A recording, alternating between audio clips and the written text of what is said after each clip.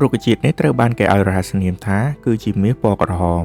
ចង់ដឹងថាមូលហេតុអ្វីបានជាគេឲ្យឈ្មោះវាដូច្នេះហើយថាតើវាមានសារៈប្រយោជន៍អ្វីខ្លះទើបធ្វើឲ្យរុក្ខជាតិនេះមានតម្លៃខ្លាំងម្ល៉េះដូច្នេះសូមបន្តតាមដានវីដេអូនេះទាំងអស់គ្នា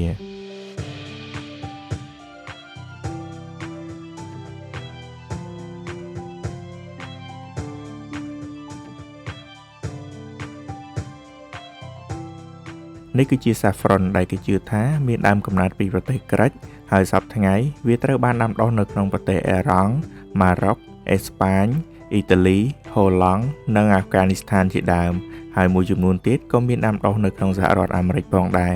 តែ saffron ដែលនាំចេញទៅកាន់ពិភពលោកជាង 90% គឺចេញពីប្រទេសអេរ៉ង់បើយោងតាម website WebMD បានពិពណ៌នាថា saffron មានសមាសធាតុគីមីម្យ៉ាងដែលប្រឆាំងជាមួយនឹងអុកស៊ីតកម្មនិងត្រូវបានប្រើប្រាស់សម្រាប់ជួយដល់អ្នកដែលមានបញ្ហា stress និងការគេងមិនលក់មនុស្សជាច្រើនប្រើប្រាស់វាក្នុងគោលបំណងដើម្បីព្យាបាលជំងឺ depression, anxiety, Alzheimer និងប្រើប្រាស់ក្នុងគោលបំណងផ្សេងទៀតបើយោងតាមប្រភពដដែលបានបញ្ជាក់ថាគោលដៅនៃការប្រើប្រាស់ទាំងអស់នេះមិនទាន់មានអំណះអំណាងពីការស្រាវជ្រាវវិទ្យាសាស្ត្រដែលបញ្ជាក់ថារុក្ខជាតិនេះអាចព្យាបាលជំងឺទាំងអស់នេះនៅឡើយនោះទេរុក្ខជាតិនេះត្រូវបានដាំដុះយ៉ាងយកចិត្តទុកដាក់ដោយកម្លាំងមនុស្សសុទ្ធសាធ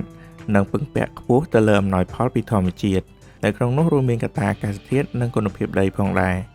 កាលណាដីមិនមានជីវជាតិនិងមិនមានភ្លៀងធ្លាក់គ្រប់គ្រាន់ទិន្នផលផ្កាដែលផលិតបានក៏មិនសូវល្អនោះទេយោងតាមប្រភពពី Business Insider បានបញ្ជាក់ផងដែរថាតំបន់ Kashmir ក្នុងប្រទេសឥណ្ឌាជាប់ជាតំបន់ផលិត saffron គុណភាពល្អជាងគេក្នុងពិភពលោក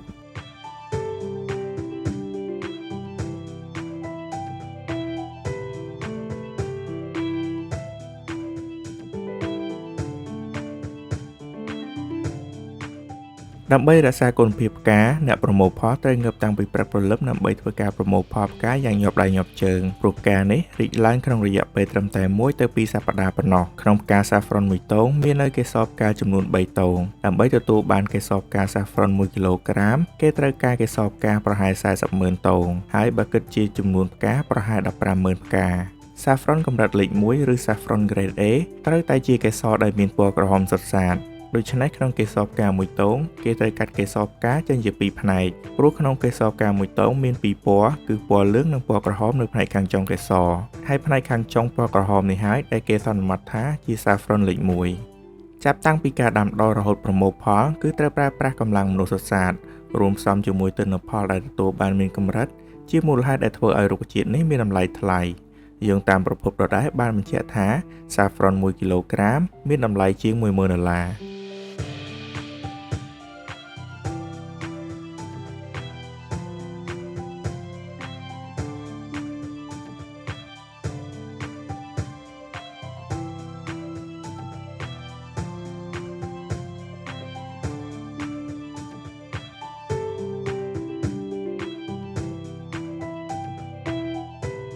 ដោយសារតែ saffron មានតម្លៃថ្លៃនិងមានតម្រូវការច្រើនជាមូលហេតុដែលធ្វើឲ្យជនខិលខូចចាប់ផ្ដើមផលិត saffron คล้ายៗដែលមើលទៅដូចនឹង saffron ពិតប្រាកដអញ្ចឹង saffron คล้ายៗត្រូវបានបង្កើតឡើងពីសក់ពោតខ្លះទៀតច្នៃចេញពីរោមសត្វមួយចំនួនទៀតយកចេញពីការកែច្នៃ saffron កម្រិតទាបមកជ្រលក់ពណ៌ធ្វើជា saffron កម្រិតខ្ពស់នៅក្នុងឆ្នាំ2010ប្រទេសអេស្ប៉ាញបាននាំចេញ saffronជាង19,000គីឡូក្រាមក្នុងតម្លៃទឹកប្រាក់ជាង$50 លានប៉ុន្តែទិន្នផលសរុបដែលប្រទេសនេះផលិតបានគឺត្រឹមតែ1,500គីឡូក្រាមប៉ុណ្ណោះហើយយោងតាមរបាយការណ៍របស់សហជីពកសិករនៅក្នុងស្រុក saffron ជាង 90% ដែលត្រូវបាននាំចេញពីអេស្ប៉ាញគឺជាផលិតផលคล้ายៗនៅចុងឆ្នាំ2019 saffron คล้ายៗត្រូវបានរកឃើញនៅចក្រភពអង់គ្លេសនិងចាយពេលរុករកស្រាវជ្រាវអស់រយៈពេល2ឆ្នាំដូច្នេះប្រសិនបើយើងចង់បាន saffron ដែលមានគុណភាពល្អប្រហែលជាយើងត្រូវស្វែងរកកន្លែងដែលមានការនាំចូលត្រឹមត្រូវនិងក្រុមហ៊ុនដែលមានទំនុកចិត្តខ្ពស់។